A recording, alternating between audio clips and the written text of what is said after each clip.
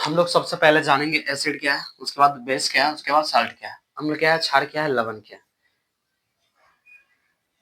अम्ल क्या है, क्षार क्या है, लवण क्या है, ये सब के बारे में हम लोग एक एक करके जानेंगे। तो सबसे पहले हम लोग आते हैं अम्ल पे। सबसे पहले अम्ल पे। अम्ल किसको बोला जाता है? तो वैसा पदार्थ जो खट्टा होता है, वैसा पदार्थ जो स्वाद में खट्टा होता है, जो स्वाद में खट्टा होता है, वैसा पदार्थ जो स्वाद में खट्टा होता है उसको हम लोग क्या बोलते हैं? अम्ल बोलते हैं। क्या बोलते हैं? अम्ल बोलते हैं। जैसे नींबू स्वाद में क्या होता है? खट्टा होता है, तो उसमें अम्ल होता है। संतरा स्वाद में क्या होता है? खट्टा होता है, उसमें अम्ल होता है। दही स्वाद में खट्टा होता है, इसमें अम्ल होता है। यानी वैसा पदार्थ जो स्वाद में खट्टा होता है उसको क्या बोलते हैं? अम्ल बोलते हैं। क्या बोलते हैं? अम्ल बोलते हैं। अम्ल का दूसरा परिभाषा जो हम लोग 10th में पढ़ चुके हैं, आर्हेनियस के द्वारा। किसके द्वारा? आर्हेनियस। आर्हेनियस। आर्हेनियस क्या बताए थे? अम्ल किसको बोलेंगे? वैसा पदार्थ, वैसा पदार्थ जो वैसा पदार्थ जो जल में घुलकर, वैसा पदार्थ जो जल यानी H2O में घुलकर हाइड्रोजन आयन प्रदान करे, हाइड्रोजन आयन प्रदान करे, उसको क्या बोलेंगे? अम्ल बोलेंगे। अम्ल का एक परिभाषा है, वैसा पदार्थ जो स्वाद में खट्टा होता है उसको क्या बोलते हैं? अम्ल बोलते हैं। नींबू, संतरा, दही ये सब में क्या होता है? अम्ल होता है। आर्हेनियस के द्वारा अम्ल का परिभाषा, वैसा पदार्थ जो जल में घुलकर हाइड्रोजन आयन प्रदान करता है उसको क्या बोलते हैं? अम्ल बोलते हैं। अगला हम लोग पीएच स्केल पर देखते हैं। पीएच स्केल एक एक करके सबके बारे में डिटेल्स बताएंगे, आप लोग टेंशन नहीं लीजिए। पीएच स्केल, वैसा पदार्थ, वैसा पदार्थ, वैसा पदार्थ जिसका पीएच मान, जिसका पीएच मान 7 से कम हो, वैसा पदार्थ जिसका पीएच मान 7 से कम हो उसको क्या बोलते हैं? अम्ल बोलते हैं। क्या बोलते हैं? अम्ल बोलते हैं। अभी तक हम लोग क्या क्या जान लिए? वैसा पदार्थ जो स्वाद में खट्टा होता है उसको अम्ल बोलते हैं। वैसा पदार्थ जो जल में घुलकर हाइड्रोजन आयन प्रदान करता है उसको अम्ल बोलते हैं। वैसा पदार्थ जिसका पीएच मान 7 से कम होता है उसको अम्ल बोलते हैं। और दूसरा एक होता है लिटमस पत्र। क्या होता है? लिटमस पत्र पे। तो वैसा पदार्थ जो लाल लिटमस पत्र को, सॉरी नीला लिटमस पत्र को लाल कर दे, नीला लिटमस पत्र को लाल कर दे, उसको बोलते हैं अम्ल। क्या बोलते हैं? अम्ल। अगर आप समझ गए हैं तो अम्ल को आप लोग स्क्रीनशॉट करके लिख लीजिएगा। इतना बेहतर तो नहीं है, तो भी लिख लीजिए।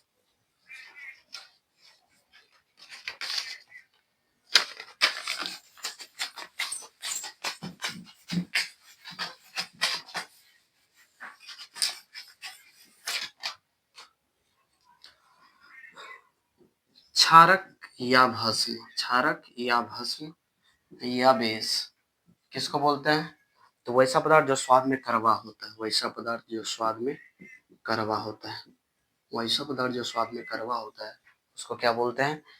क्षारक बोलते हैं। क्या बोलते हैं? क्षारक बोलते हैं। आर्हेनियस के द्वारा, आर्हेनियस के द्वारा, आर्हेनियस के द्वारा क्षारक की परिभाषा क्या है?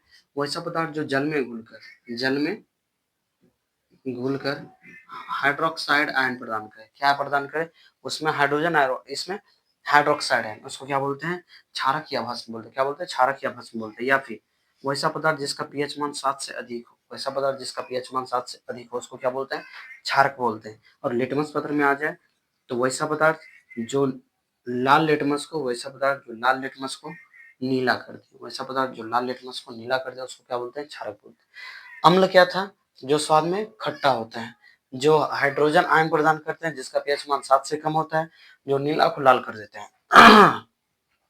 क्षारक क्या होता है? जो स्वाद में कड़वा होता है, जो जल में घुलकर हाइड्रोक्साइड आयन प्रदान करता है, जिसका पीएच मान 7 से अधिक होता है, जो लाल लिटमस पत्र को नीला कर देता है। तो कौन अम्ल लाल को नीला करेगा? तो ये सबको याद रखने के लिए एक अच्छा ट्रिक होता है। क्या होता है? एक अच्छा ट्रिक होता है।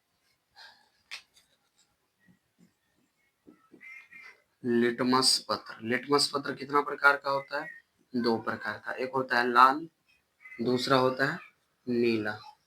इसके मदद से हम लोग क्या करते हैं? लिटमस की मदद से अम्ल और क्षार के बारे में पता करते हैं कि कोई भी पदार्थ अम्लीय है या क्षारीय है। तो कोई भी पदार्थ अम्लीय हो या क्षारीय हो उसके लिए हम लोग क्या करते हैं? लिटमस पत्र का मदद लेते हैं। आप लोगों को याद रखना है एक अनील। क्या याद रखना है? अनील। अनील क्या काम करेगा? ये अम्ल को, किसको? अम्ल को नीला से क्या कर देगा? लाल। ये आप लोग याद रखिएगा, ठीक है ना?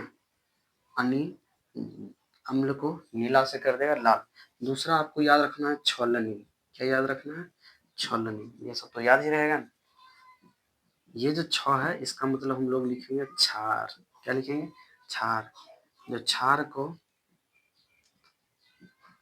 लाल से नीला कर दे, जो क्षार को लाल से नीला कर दे उसको क्या बोलते हैं?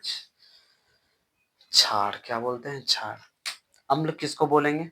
जो नीला से लाल कर दे। क्षार किसको बोलेंगे? जो लाल से नीला कर दे। ये था लिटमस। आप लोग इसके स्क्रीनशॉट ले लीजिए। क्षार क्या है? आर्हेनियस के द्वारा अभी तक हम लोग पढ़े थे कि अम्ल क्या है, क्षार क्या है। इन्होंने ब्रॉस्टैंड लोरी नामक वैज्ञानिक ने बताए थे कि कोई भी पदार्थ जो जो प्रोटॉन प्रोटॉन प्रोटॉन ग्रहण करने का शक्ति रखता हो, प्रोटॉन ग्रहण करने का शक्ति रखता हो, प्रोटॉन ग्रहण करने की यानी कि जो प्रोटॉन को एब्जॉर्ब कर सकता है उसको बोलते हैं क्षार। इसका जस्ट उल्टा है, जो प्रोटॉन को त्याग सकता है, जो प्रोटॉन को त्याग सकता है इसको क्या बोलते हैं? अम्ल। इसको क्या बोलते हैं? अम्ल। वैसा पदार्थ। ये सब परिभाषा नहीं आने वाला है आपके एग्जाम, इसके लिए टेंशन नहीं लीजिए, ठीक है। पूछेगा कि ब्रॉस्टैंडी लोरी के द्वारा अम्ल का परिभाषा क्या है, या फिर ब्रॉस्टैंडी लोरी के द्वारा अम्ल किसे कहते हैं? जो प्रोटॉन त्याग करते हैं, जो प्रोटॉन ग्रहण करते हैं। सीधा बताना, प्रोटॉन त्याग कर देना यानी प्रोटॉन को दे देना, दूसरे को दे देना मतलब अम्ल। कौन बताए थे? ब्रॉस्टैंड लोरी। ठीक। दूसरा, कोई भी पदार्थ जब प्रोटॉन को ग्रहण करता है, तो उसको क्या बोलते हैं? क्षार। क्या बोलते हैं? क्षार। तो पूछेगा कि जब कोई भी पदार्थ प्रोटॉन को ग्रहण करता है उसे बोलते हैं क्षार। ये किनका कथन था? ब्रॉस्टैंड लोरी का। जो पदार्थ प्रोटॉन त्याग करता है उसको बोलते हैं अम्ल। किनका कथन था? ब्रॉस्टैंड लोरी का। देखिए, अम्ल दो प्रकार का होता है।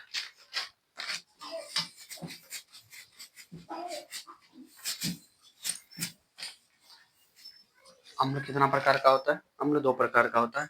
एक होता है ऑक्सी अम्ल,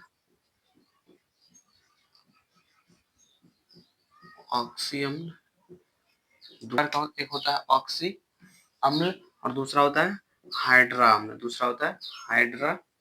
अम्ल। वैसा अम्ल जिसमें ऑक्सीजन होगा, जिसमें O2 उपस्थित होगा, वैसा अम्ल जिसमें O2 उपस्थित होगा उसको क्या बोलेंगे? ऑक्सी अम्ल। जैसे H2SO4, इसमें ऑक्सीजन है, इसको बोलेंगे हम लोग ऑक्सी अम्ल। इसके साथ साथ HNO3, ये क्या है? ऑक्सी अम्ल है। जिसमें ऑक्सीजन का मात्रा होगा उसको बोलेंगे ऑक्सी अम्ल। जिसमें हाइड्रोजन का मात्रा होगा, जैसे HCl क्या है? हाइड्रोजन को बोलते हैं। तो वैसा पदार्थ जिसमें हाइड्रोजन की मात्रा उपस्थित होती है, यानी वैसा अम्ल जिसमें हाइड्रोजन की मात्रा उपस्थित होती है, जैसे HCl, ये सब क्या है? हाइड्रा अम्ल है। अब हम लोग पढ़ते हैं प्रॉपर्टीज ऑफ एसिड, यानी कि अम्ल का गुण। अम्ल का क्या क्या गुण है? जो मुख्य गुण है वो हम लिख चुके हैं। सबसे पहला, विद्युत के चालक होता है, यानी जो अम्ल जो होता है वो विद्युत का सुचालक होता है, यानी उससे करंट पास किया जा सकता है। यानी कि सबसे पहला गुण क्या है? विद्युत का सुचालक होता है। अम्ल विद्युत के सुचालक होते हैं। दूसरा है अम्ल क्रियाशील धातु। क्रियाशील धातु क्या होता है? सोडियम, पोटासियम, जो भी ये सब आप लोग 10th में पढ़े होंगे, सोडियम, पोटासियम, मैग्नीशियम, ये सब क्या है? क्रियाशील धातु। है। ये सब धातु से अभिक्रिया करके हाइड्रोजन गैस मुक्त करती है। कौन सी गैस मुक्त करती है? Hydrogen gas. यानी कि सोडियम से अगर अम्ल अभिक्रिया कर ले तो कौन सा गैस का निर्माण होगा? हाइड्रोजन गैस का निर्माण होगा। किसका निर्माण होगा? हाइड्रोजन गैस का। तीसरा नंबर है कि ये धातु के कार्बोनेट एवं हाइड्रोजन कार्बोनेट, धातु के कार्बोनेट यानी CO3 से, धातु के CO3 Na2CO3 इससे, ठीक ना, या इसके हाइड्रोजन कार्बोनेट NaHCO3 से, ये सभी से अभिक्रिया जब कर लेती है धातु, ये सबसे जब अभिक्रिया कर लेती है अम्ल, तो ये CO2 गैस प्रदान करते हैं। यानी कि NaCO3 जो है, अगर ये अम्ल से अभिक्रिया कर ले तो गैस के रूप में क्या आएगा? CO2 आएगा। क्या आएगा? CO2 आएगा। ये सब आप लोग मेन ये कीवर्ड याद रखिएगा। कि जब कोई भी अम्ल क्रियाशील धातु से अभिक्रिया करती है, हाइड्रोजन गैस मुक्त करती है। जब कोई भी अम्ल क्रियाशील धातु से अभिक्रिया करती है, हाइड्रोजन गैस मुक्त करती है। और जब कोई भी अम्ल धातु के कार्बोनेट या हाइड्रोजन कार्बोनेट से अभिक्रिया करती है तो कार्बन डाइऑक्साइड गैस मुक्त करती है। कौन सी गैस? Carbon dioxide gas. अगला, अम्ल क्षार से अभिक्रिया करके लवण और जल का निर्माण कर दिया। अम्ल क्षार से अभिक्रिया करेगा तो क्या करेगा? लवण और जल का निर्माण करेगा। इसको उदासीन क्रिया भी कहते हैं। क्या बोलते हैं? उदासीन क्रिया। उदासीन क्रिया यानी कि अम्ल जैसे मान लीजिए NaCl है, सॉरी अम्ल HCl है, ये क्षार NaOH से अभिक्रिया कर लेगा तो क्या करेगा? लवण और जल का निर्माण करेगा, यानी कि NaCl प्लस H2O। ये क्या है? लवण है। ये क्या है? लवण है। और ये क्या है? जल है। तो ये था अम्ल का गुण। अम्ल विद्युत के चालक होते हैं, क्रियाशील धातु से अभिक्रिया करके हाइड्रोजन गैस मुक्त करते हैं। ये धातु के कार्बोनेट और हाइड्रोजन कार्बोनेट से अभिक्रिया करके कार्बन डाइऑक्साइड गैस मुक्त करते हैं। अम्ल क्षार से अभिक्रिया करके लवण और जल का निर्माण करते हैं। इसको उदासीन क्रिया भी कहते हैं। अब हम लोग देखेंगे properties of base. Properties of base यानी कि भस्म का गुण। भस्म का गुण, तो भस्म का सबसे पहला गुण है कि क्षारक। भस्म को हिंदी में बोलते, भस्म का दूसरा नाम क्षारक भी होता है। क्षारक कुछ धातुओं के साथ अभिक्रिया करके हाइड्रोजन गैस मुक्त कर सकता है। सभी धातु के साथ क्षारक अभिक्रिया करके हाइड्रोजन गैस मुक्त नहीं करेगी, कुछ ही धातुओं के साथ अभिक्रिया करके वो हाइड्रोजन गैस मुक्त कर सकती है, ठीक ना। ये अम्ल से अभिक्रिया करके लवण और जल का निर्माण करते हैं, यानी कि बेस जो होता है यानी क्षारक जो होता है, भस्म जो होता है, ये अम्ल से अभिक्रिया करके क्या करेगा? अम्ल से अभिक्रिया करके लवण और जल का निर्माण करेगा। अम्ल से अभिक्रिया करके लवण और जल का निर्माण करेगा।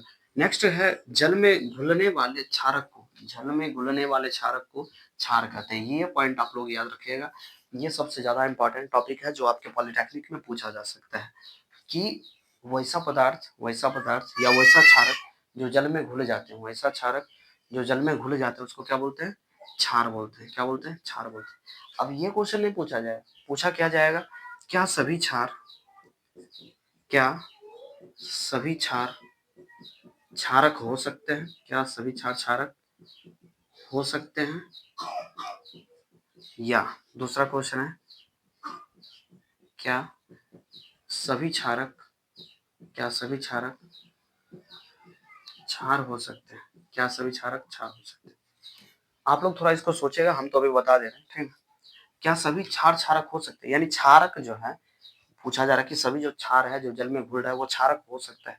दूसरा पूछा गया कि क्या सभी क्षारक क्षार हो सकते हैं। अच्छा अब बताइए, सभी क्षारक जल में घुल सकते हैं? नहीं घुल सकता है। जब सभी क्षारक जल में नहीं घुल सकता है, जब सभी क्षारक जल में नहीं घुल सकता है तो वह क्षार नहीं होगा, तो वह क्षार नहीं होगा।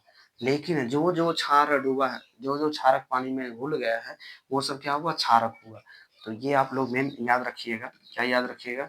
कि सभी क्षार क्षारक हो सकते हैं, सभी क्षार क्षारक हो सकते हैं, परंतु सभी क्षारक क्षार नहीं होते, ठीक है। ये आप लोग को याद रखना है कि सभी क्षार क्षारक होते हैं परंतु सभी क्षारक। नेक्स्ट हम लोग पढ़ते हैं पीएच स्केल। क्या पढ़ते हैं? PH scale. पीएच स्केल क्या होता है? पीएच का पूरा नाम होता है potential of hydrogen. Potential of hydrogen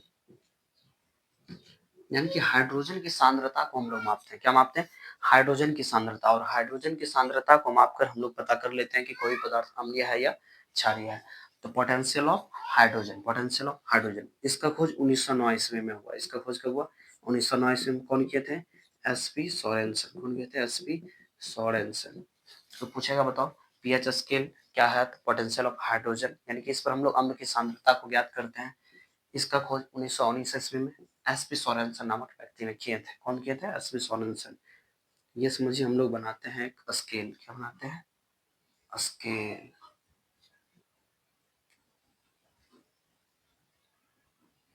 ये स्केल है, इसके बीच में है 7, इधर 6, 5, 4, 3, 2, 1, 0, ठीक। इधर 8, 9, 10, 11, 12, 13, 14। ये जो अंक लिखा गया है इस स्केल पर, ये पूरा है पीएच स्केल। ये क्या है? PH scale. 7 से जो कम आएगा अंक, 7 से जो कम आएगा इसको बोलेंगे एसिड। क्या बोलेंगे? एसिड यानी कि अम्ल। और 7 से बाद जो आएगा उसको बोलेंगे बेस। क्या बोलेंगे? बेस यानी कि क्षार। और जिसका पीएच मान 7 होगा वो होता है न्यूट्रल। क्या होता है? न्यूट्रल। हिंदी में बोलते हैं उदासीन। क्या बोलते हैं? उदासीन। यानी कि जो एसपी सोरेनसन नामक व्यक्ति थे, उन्होंने स्केल का खोज किए। वो बोले कि 7 से कम अगर पीएच मान है तो उसको बोलते हैं एसिड। क्या बोलते हैं? एसिड। और 7 से अधिक पीएच मान है तो उसको बोलते हैं बेस। क्या बोलते हैं? बेस। अगर 7 पीएच मान है तो वो होता है न्यूट्रल। यानी उदासीन होता है, ना ही क्षार होता है ना ही अम्ल होता है, कुछ नहीं होता है। लेकिन एक और बात बताएं कि जो 7 से जितना कम होगा, जो 7 से जितना कम होगा, जितना कम होगा, जितना कम होगा, जितना कम होगा, वह उतना ही अधिक, वह उतना ही अधिक अम्लीय होगा, वह उतना ही अधिक अम्लीय होगा। यानी ये ध्यान दीजिए, अगर किसी पदार्थ का pH मान 2 है, 4 है, 6 है, 2.5 है, क्या बोले, 7 से जितना कम होगा, 7 से जितना कम होगा उसका वो यानी उसका जो प्रकृति होगा उतना ही अधिक अम्लीय होगा। ये सब में सबसे कम कौन है? 7। 7 से सबसे ज्यादा दूर कौन है? 2। ये सबसे ज्यादा नजदीक है, उसके बाद ये, उसके बाद ये, उसके बाद ये, यानी कि जो सबसे छोटा वैल्यू होगा, जो सबसे छोटा वैल्यू होगा वो सबसे अधिक अम्लीय होगा। क्या होगा? सबसे अधिक अम्लीय होगा। यहाँ पर सबसे अधिक अम्लीय क्या हो जाएगा? पीएच मान 2 वाले। जस्ट इसका उल्टा इस साइड होता है, जिसका वैल्यू सबसे अधिक होगा वो उतना अधिक, जैसे मान लीजिए इसमें सबसे अधिक क्षारीय पदार्थ कौन सा होगा? पीएच मान 8 वाला, 7 वाला, 10 वाला, 12 वाला। 7 वाला पहले छटा जाएगा, ये होगा 6, ठीक है। 8, 10, 12 तक इसका जो वैल्यू सबसे अधिक होगा, जो वैल्यू सबसे बड़ा होगा वो क्या होगा? बेस। वो क्या होगा? बेस, यानी कि वो क्षार कहलाएगा और सबसे अधिक क्षारीय वही पदार्थ होगा। उसको जल में घोलेंगे, सबसे अधिक हाइड्रोक्साइड आए वही देगा। तो ये था हम लोग का ये पीएच बराबर minus log hydrogen ion. PH equal to minus log hydrogen, ये आप लोग याद रखिएगा। सबसे ज्यादा इंपॉर्टेंट पीएच बराबर माइनस लॉग एच है। या फिर हम लोग इसको ऐसे भी लिख सकते हैं, हाइड्रोजन आयन बराबर इतना पीएच। ये हम लोग याद रखेंगे, ठीक है। ये एकदम पूरा याद रखना है आप लोगों को। अभी हम इस पर क्वेश्चन भी बनवाएंगे, ठीक है। नेक्स्ट क्या याद रखना है? पीएच प्लस पीओएच बराबर 14 और hydrogen ion into hydroxide ion equal to 10 to the power minus 14। ये आप लोग लिख लीजिए, ये आप लोगों को याद रखना। अभी हम एक क्वेश्चन बता रहे हैं, यही दोनों पर बनेगा। क्वेश्चन साइड में ही लिख देते हैं। क्या आप लोगों के बुक में क्वेश्चन है, एक जलीय विलयन का पीएच मान 5 है। एक जलीय विलयन का पीएच मान 5, पीएच मान 5 है। इसमें हाइड्रोजन आयन की सांद्रता क्या होगी? इसमें हाइड्रोजन आयन की सांद्रता क्या होगी? ऑप्शन नंबर ए 5, बी -5, सी 10 पर पावर -5, डी 10 पर पावर 5। देखिए, अभी तक जो हम बता चुके हैं थ्योरी, उससे एक भी क्वेश्चन नहीं आया, ठीक। और ये जो है ये आपका सबसे इंपॉर्टेंट टॉपिक है, एग्जाम में इसी से आएगा। कोई भी कंपटीशन एग्जाम हो इसी से क्वेश्चन आएगा, इससे बाहर आ ही नहीं सकता, ठीक है। तो यहाँ क्या बोला गया? एक जलीय विलयन है, यानी एक जलीय विलयन है जिसका पीएच मान कितना है? 5 है। जिसका पीएच मान कितना है? 5 है। इसमें हाइड्रोजन आयन की सांद्रता क्या होगी? इसमें हाइड्रोजन आयन की सांद्रता क्या होगी? तो अभी हम लोग सॉल्व करते हैं। क्या पूछा है? हाइड्रोजन आयन का सांद्रता बराबर वाट दिया, क्या गया है? पीएच बराबर 5, पीएच बराबर 5। अब देखिए ये सब में कौन फॉर्मूला इसके लिए एथोराइजेस है? तो ये हाइड्रोजन आयन। क्या होता है हाइड्रोजन आयन? बराबर 1 गुना 10 पर पावर माइनस पीएच, 1 गुना 10 पर पावर माइनस पीएच। पीएच का मान कितना है? 5। यहाँ लिखेंगे हाइड्रोजन आयन बराबर 1 गुना 10 पर पावर -5। 1 से गुना करे या नहीं करे फिर भी क्या रहेगा? वही रहेगा। तो इसको 10 पर पावर -5 लिख सकते हैं। इसका सही आंसर हो जाएगा, सॉरी, इसका सही आंसर हो जाएगा सी नंबर, 10 पर पावर -5। फिर से आप लोग बोल रहे हैं कि आप लोग इसको याद रखिएगा। अगर ये पूछ दिया, ये दिया रहेगा, ये पूछ दिया, ये दिया रहेगा। क्वेश्चन हम लोग को दिया गया कि 1/1000 मोल, इसका मतलब होता है मोल। यहाँ लिख देते हैं मोल अभी, या फिर एम लिखा रहेगा। 1/1000 मोल HCl विलयन का पीएच मान क्या होगा? अब हमको पीएच मान ज्ञात करना। क्या ज्ञात करना है? पीएच इक्वल टू वाट। तो हम लोग शुरू से देखेंगे, शुरू से पहले 1/1000, 1/1000 मोल। हम लोग जानते हैं कि एक मोल में हम लोग जानते हैं एक मोल में एक हाइड्रोजन आयन, एक मोल में एक हाइड्रोजन आयन, 2 मोल में 2 हाइड्रोजन आयन होगा। एक मोल में एक हाइड्रोजन आयन, 2 मोल में 2 हाइड्रोजन आयन। यहाँ पर कितना दिया गया? कितना मोल? 1/1000 मोल, 1/1000 मोल, यानी कि इसमें जो हाइड्रोजन आयन होगा वो क्या होगा, 1/1000 ही हाइड्रोजन आयन होगा। इसको हम लोग क्या लिख सकते हैं, 1/10⁻³ लिख सकते हैं, क्योंकि ये क्या है 1000। और इसको हम लोग क्या लिख सकते हैं, 10⁻³ और बराबर क्या हो जाएगा, हाइड्रोजन आयन। यानी कि हाइड्रोजन आयन का जो मान है वो दिया गया है 10⁻³ फिर से समझिएगा, दिया गया है 1/1000 मोल, और हम जानते हैं कि 1 मोल बराबर 1 हाइड्रोजन आयन, 1/1000 मोल यानी कि 1/1000 hydrogen ion, 1/1000 hydrogen ion. Hydrogen ion का मान कितना आ गया, 10⁻³ हम लोग जानते हैं पीएच बराबर माइनस लॉग हाइड्रोजन आयन। अब देखिए यहाँ हम लोग सबसे पहले कुछ प्रॉपर्टीज पढ़ लेते हैं, जैसे लॉग, अगर यहाँ 10 यहाँ 10 फिर इसका वैल्यू 1, लॉग में ऊपर भी होता है नीचे बेस में भी दोनों लिखा हुआ रहता है। समझिए अगर यहाँ पर ए रहे और यहाँ भी ए रहेगा, इसका